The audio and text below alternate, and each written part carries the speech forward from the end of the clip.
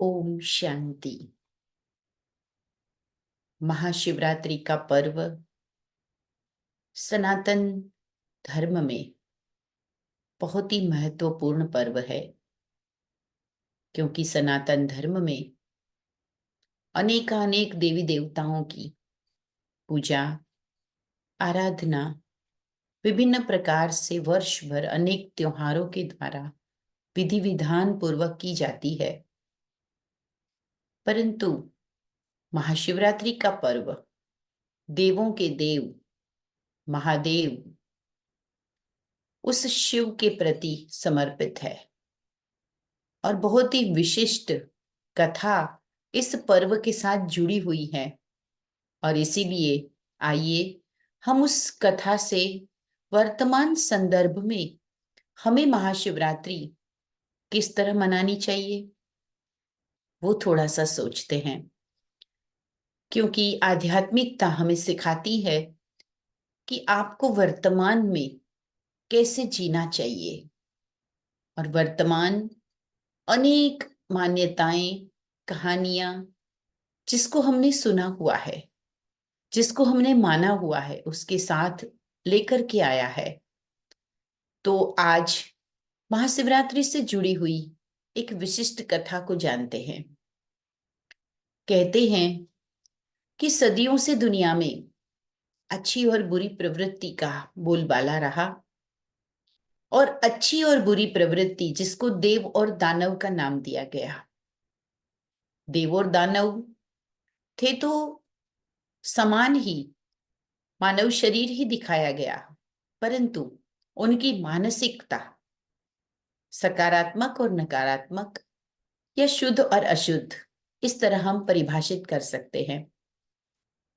तो एक बार देवों और दानवों दोनों ने ही यह सोचा कि हमारे पास सिद्धियां तो बहुत है, परंतु क्या पता ये कब तक रहेगी, क्योंकि हम तो विनाशी तो है ही।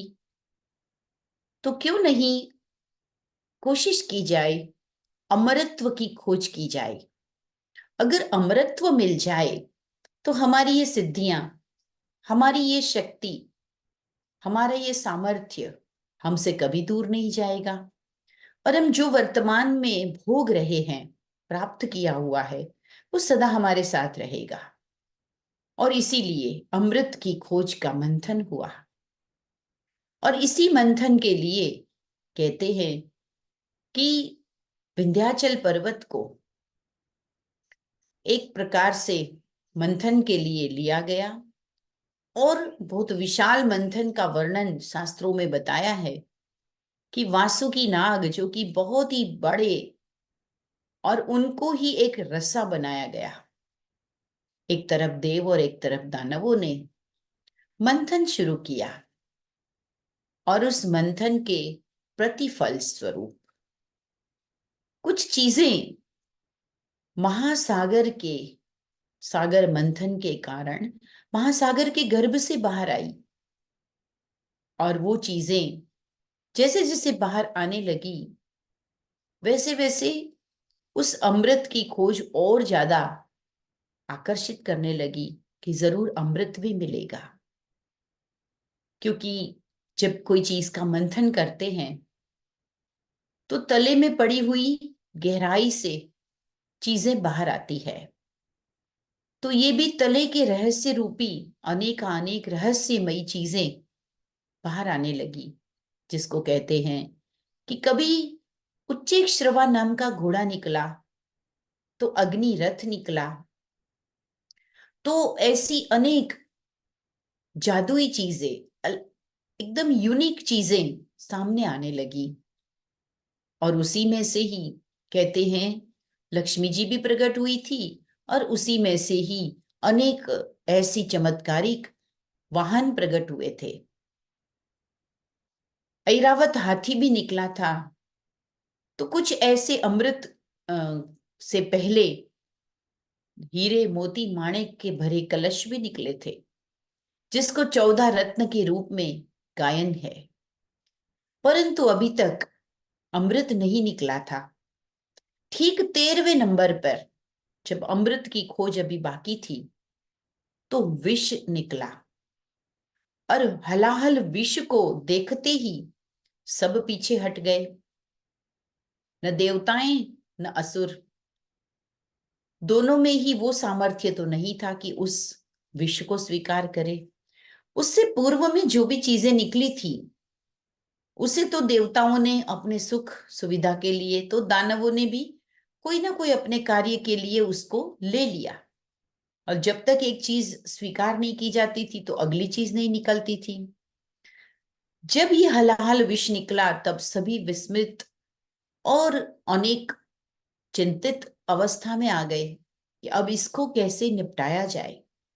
तब कहते हैं कि सृष्टि के परिवर्तन के निमित्त ऐसे महादेव ने उस विष को स्वीकार किया, और इसीलिए उनको विष को धारण करके कंठ में उन्होंने उनको स्टोर कर लिया, इसलिए वो नीलकंठ कहलाए।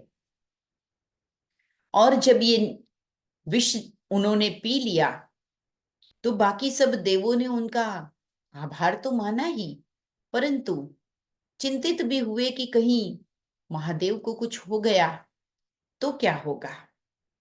इसीलिए उन्होंने उस विष का असर और अधिक न बढ़े, फैले नहीं, इसलिए रात भर जागरण किया। कहते हैं किसी को सांप बिच्छू कुछ काट लेता है तो उसे सोने न दिया जाए, नहीं तो विष तेजी से फैल जाता है। तो महादेव के विष को रोकने के लिए, फैलता हुआ रोकने के लिए देवों ने रात भर जागरण किया, कुछ न कुछ गाते बजाते रहे, और शिव ने उस विष को अपने कंठ में ही धारण कर लिया और कोई बुरा असर नहीं हुआ, और उसके पश्चात अमृत की प्राप्ति हुई। अब ये कहानी हमने सुनी है सबने, परंतु वर्तमान में क्या ऐसा कोई सागर मंथन का या इस तरह की कोई विशाल चीजें निकलने का कहीं पर समाचार नहीं है। ये वर्तमान संदर्भ में समझने के लिए अब मैं आपको बताती हूं कि सदियों से अच्छे और बुरे विचारों के लोगों के बीच में संघर्ष भी होता रहा है। अच्छी और बुरी मानसिकता एक दूसरे को परास्त करने में भी हमेशा संघर्षरत, प्रयासरत रहती है। और ऐसे में हर कोई जीवन का अमृत ढूंढता है। चाहे आज कोई आतंकवादी होता है, वो भी सोचता है कि मैं भी अपनी बादशाहत को बरकरार रखूं और मैं जीवित रहूं। तो आज कोई ऐश्वर्य से संपन्न, ज्ञान धन से संपन्न व्यक्ति भी सोचता है कि मेरे ज्ञान से मैं जनहित का कार्य तभी तो कर पाऊंगा जबकि मैं जीवित रहूंगा, या मेरी कीर्ति, मेरे विचार जीवित रहेंगे। वो भी अमरत्व को पाना चाहता है। परंतु वास्तव में ये मन के अंदर के युद्ध का भी प्रतीक है। मन के अंदर भी अच्छाई और बुराई हमेशा प्रकट होती रहती है। कभी कुछ करने जाता है व्यक्ति तो मन में एक विचार आता है, ये करूं, हिम्मत रखूं, सद्कार्य करूं। दूसरा विचार आता है, क्या मिलेगा, कुछ उल्टा हो गया तो, न छोड़ पाया तो, न व्रत रख पाया तो। कभी डर इस बात का भी लगता है कि न किया तो प्रभु नाराज हो जाएंगे, किया तो संसार का सुख ले नहीं पाऊंगा, मौज नहीं कर पाऊंगा, इंद्रियों का रस नहीं ले पाऊंगा। ऐसा मनोमंथन हर व्यक्ति के अंदर चलता है। कभी उसे ईश्वर का सानिध्य खींचता है तो कभी संसार का रस खींचता है। कभी उसे सत्य, प्रेम, विश्वास आदि अच्छे लगते हैं तो कभी वो दुनिया को मतलबी मानते हुए सारे मूल्यों से दूर स्वयं भी बुराई की शरण में जाना या सब कुछ छोड़कर बैठ जाना, निष्क्रिय हो जाना, ऐसे नकारात्मक विचार भी करता है। और इसी मनोमंथन के परिणाम स्वरूप संसार में अनेक खोजें भी हुई। संसार ने जितनी भी आज आविष्कार देखे हैं, इनका कारण, इनका आधार मनुष्य के मन का वो मंथन है, जो उन्होंने सुख पाने के लिए, परमानेंट सुख पाने के लिए किया। कभी हमारा जीवन बहुत ही मैन्युअली चलता था, कष्ट, बिना साधनों के, अनेक प्रकार के मेहनत और श्रम से जीवन व्यापन होता था, और मीलों तक पैदल चलना, हाथ से पानी सींचना, सिर पर बोझ उठाना, अनेक प्रकार के ऐसे कार्य हाथों से ही करते व्यक्ति जीवन को बहुत कष्टपूर्ण तरीके से संपन्न करता था। धीरे धीरे हमारे जीवन में भी मनोमंथन के कारण विज्ञान, टेक्निक, धर्म अनेक प्रकार के आविष्कारों को लेकर आया, जिसमें बिजली आई तो जीवन कुछ सरल हुआ, मोटरें आई और कई चीजें हल्की हो गई, मशीनें आई, कंप्यूटर्स आए, टेलीफोन आए, मोबाइल्स आए, माइक्रोचिप भी आ गए। अब एक छोटी सी मेमोरी कार्ड में, छोटी सी माइक्रोचिप में न जाने कितने डाटा सेव होने लगे। इंटरनेट ने तो दुनिया ही बदल दी। वाहन व्यवहार इतना सरल हो गया, संदेश व्यवहार इतना सरल हो गया, इन सब का उपयोग नेगेटिव और पॉजिटिव दोनों दिशा में होने लगा। अर्थात देवों ने भी किया, दानवों ने भी किया। परंतु अभी भी इन सारी खोजों के बावजूद जीवन का अमृत, जिसको कह सकते हैं स्थायी सुख, वो तो नहीं मिला है। इसीलिए मंथन जारी है। हमारे रोबोट्स भी आ गए, जेनेटिक अनेक चीजें बनने लगी। जिन थेरापी ने तो हो सकता है एक सपना दिखा दिया है कि मनुष्य मनुष्य को भी बना लेगा। मानव शरीर के अनेक अंग लैबोरेटरी में बनने लगे। मानव अवकाश तक पहुंच गया, मंगल ग्रह तक पहुंच गया, चांद तक पहुंच गया, अंतरिक्ष में बसने का सपना, चंद्रमा पे बसने का सपना देखने लगा। और इन सब के साथ साथ जीवन में एक चीज और भी आई है, जो सुख के बिल्कुल विपरीत है, जो चैन से बिल्कुल विपरीत है। निकले तो थे हम सभी जीवन को सरल करने, चैन से जीने, जीवन को सुखदायी बनाने के लिए। इसीलिए ये सारी साधन खोजें हमने एक्सेप्ट की थी। परंतु उस स्थायित्व, उस परमानेंट रिलैक्सेशन से पहले, उस अमृत की खोज से पहले एक और चीज प्रकट हुई है। इतनी सारी टेक्निक, इतना सारा ज्ञान विज्ञान, इतना धन प्राप्ति के रास्ते, इतना जीवन में भोग भोगने के रास्ते, इतनी नई रोज चीजों की भरमार, चाहे वो फैशन की हो, चाहे वो एंटरटेनमेंट की हो, मिलता जरूर है। परंतु परंतु जीवन आज तनाव से भरा हुआ है, और वो तनाव भी विष की भांति शरीर, मन, जीवन, संबंध सबको खा रहा है। जैसे विष फैलता है, खा जाता है, नष्ट कर देता है, जीवन समाप्त हो जाती है, तड़पाता है, दर्द देता है। ऐसे ही आज जीवन की भाग दौड़ में दौड़ता व्यक्ति अनेक चीजों को प्राप्त करने के बावजूद भी तनाव में है। उसे जीवन का सत्य नहीं मालूम, और इसीलिए वो चिंता, भय, अनेक प्रकार की दुविधा और हिंसा, क्रोध, ईर्ष्या ऐसी अग्नि में जल रहा है, तड़प रहा है। दर्द जीवन में बस गया है। मन में ईर्ष्या, नफरत की आंधी है। देह अभिमान उसे तड़पा रहा है, और इसी तनाव के कारण वो ईश्वर से भी मन नहीं लगा पाता, या उपलब्ध साधनों का भी सुख नहीं ले पाता।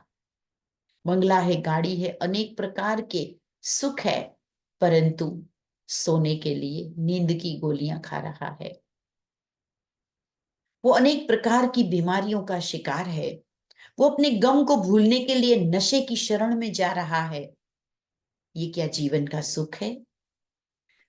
सोचने की बात यही है कि क्या हम इस विष को हजम कर पा रहे हैं या जीवन से दूर कर पा रहे हैं? अपने से तो बिल्कुल नहीं हो पा रहा है। हर व्यक्ति कहता है मेरा तनाव कोई ले ले, चाहे मुझसे और जो चाहिए ले ले, मुझे कोई सुकून दे दे। और यही सुकून नहीं है जीवन में, तब याद आती है कि कौन इस विष को लेवे। तब कहते हैं हर हर महादेव, हरने वाला, दुखों को हरने वाला, विष को हरने वाला, चिंताओं को हरने वाला, दुखों को एक ही है और वो लेता है। परंतु वो कहता है कि मैं तुम्हारा विष तो ले लूं, परंतु तुम मुझसे पहले अमृत लेने के लिए मेरे अमृत पुत्र तो बनो। मैं तुम्हें अमृत के योग्य बनाऊंगा। वैसा ज्ञान, वैसी स्मृति, वैसी मन की अवस्था तुम्हारी बना दूंगा जिससे तुम सदा सदा अपने को अजर अमर अविनाशी आत्मा समझकर अविनाशी सुखों में रहोगे। परंतु पहले तुम्हें इस विष का मुझे दान करना पड़ेगा, विष का त्याग करना पड़ेगा। मनुष्य कहते हैं विष और तनाव तो हम देना ही तो चाहते हैं, परंतु नहीं। तनाव जिससे उत्पन्न होता है वो हमारे मनोविकार है। और आज व्यक्ति अपने मनोविकारों से ही इतना ज्यादा संलिप्त हो गया है, उसे छोड़ ही नहीं पा रहा। वो अपनी काम वासनाओं को, अपने देह भान की आकर्षण को, वो सांसारिक खान पान पदार्थ की चीजों को, धन आदि के आकर्षण को, संबंधों की आकर्षण को छोड़ ही नहीं पा रहा है। और जब तक इस विश्व को हम परमात्मा को नहीं देंगे तब तक भला हम कैसे अमृत की ओर आगे बढ़ेंगे? समय आ गया है विचार सागर मंथन करने का, जिससे ये अमृत हमें अवश्य प्राप्त होगा कि मैं कौन हूं, कहां से आया हूं, मुझे कैसे जीना चाहिए, मेरे जीवन का उद्देश्य क्या है। ये जानना ही तो वास्तव में जीवन की स्थायित्व यानी अमृत की प्राप्ति है। क्योंकि आत्मा ही अमृत अमर है। देह और देह के समस्त संबंध पदार्थ ये तो स्थायी नहीं है। तो उस अमृतत्व को प्राप्त करने के लिए हमें मन के विष को अब परमात्मा को अर्पित करना होगा। और खुशखबरी यही है कि वो देवों का देव निराकार शिव परमात्मा स्वयं संसार में आकर मनुष्यों से कह रहे हैं, हे मेरे लाडले बच्चों, हे मेरे अमर पुत्रों, हे आत्माओं, तुम अपने मन के विष का त्याग करो और आओ मुझसे ज्ञान अमृत लो, मुझसे योग लगाओ। योग लगेगा ही तब, अमृत मिलेगा ही तब जब तुम विष का त्याग करोगे। नहीं तो भटका हुआ तुम्हारा चंचल मन तुम्हें मुझसे जोड़ने नहीं देता। तो इस शिवरात्रि व्रत तो हम जरूर करें, परंतु व्रत करें कि मनोविकारों से दूर रहेंगे, देह की आकर्षण से दूर रहेंगे, इंद्रियों को सतमार्ग पर चलाएंगे। दमन नहीं, परंतु इंद्रियों को सुमन, श्रेष्ठ मन बनाकर और सुमार्ग पर ले चलेंगे। और जैसे देवों ने जागरण किया था, तो ये जागरण भी है जागृति का प्रतीक। जब तक हम इस विष को तो हमने जीवन में अनुभव कर ही लिया है, अब अगर सोए रहें तो ये विष और फैल जाएगा। हम उसके पूरी तरह से आदी होके उस पिंजड़े से कभी निकल ही नहीं पाएंगे। सो अब जागना है, अज्ञानता की नींद से, अपनी सुस्ती से, अपनी लापरवाही से, अपने अलबेलेपन से। बहुत कर लिया टाल मटोल, बहुत झूठी झूठी भक्ति आराधना में परमात्मा से वायदे प्रतिज्ञाएं कर ली और फिर बदलाव तो लाया ही नहीं जीवन में, परिवर्तन तो किया ही नहीं। तो चलिए अब मनोमंथन के आधार पर जरा सोचे मेरे लिए क्या आवश्यक है। मैं झूठे शारीरिक सुखों के पीछे अपने आत्मिक सुख को क्यों छोड़ दूं? क्यों न मन को प्रभु में लगाऊं? क्यों न प्रभु से शक्ति शांति प्राप्त करूं?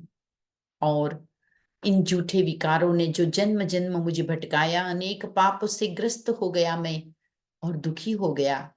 इन विकारों को त्याग कर परमात्मा को अर्पण करूं, यही सच्चा व्रत है। और इसे त्याग करने के लिए हमें दृढ़ संकल्पित होना होगा। परमात्मा से हमें ज्ञान सुख शांति की प्राप्ति करनी है।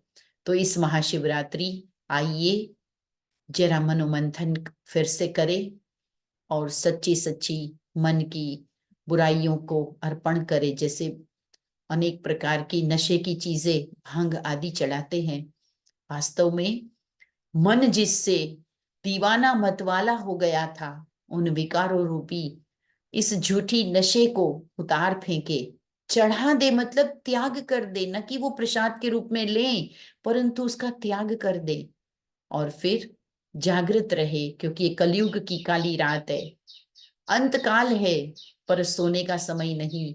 आत्मा को जागृत रखकर और ईश्वर से जोड़ने का समय है। ईश्वर से प्राप्ति करे और मन को श्रेष्ठ बनाने के लिए पवित्र बनाएं।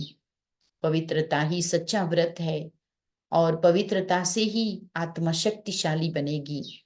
तो अपवित्रता का त्याग ही महाशिवरात्रि पर सबसे बड़ा त्याग है। इस मैं का त्याग कर आत्मा की वास्तविकता को जाने कि मैं तो ईश्वर का लाडला बच्चा, ईश्वर की अमर संतान हूं। ये संसार एक केवल कर्म भूमि रंगमंच है। इसके जो भी पात्र है वो सभी केवल एक कारण मात्र है।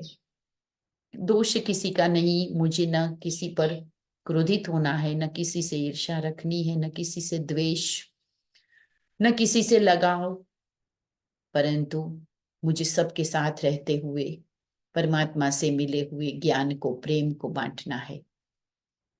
शांत और पवित्र मन परमात्मा को पाता है, परमात्मा से जुड़ता है और यही इस शिवरात्रि पर सच्ची आराधना हमें करनी है।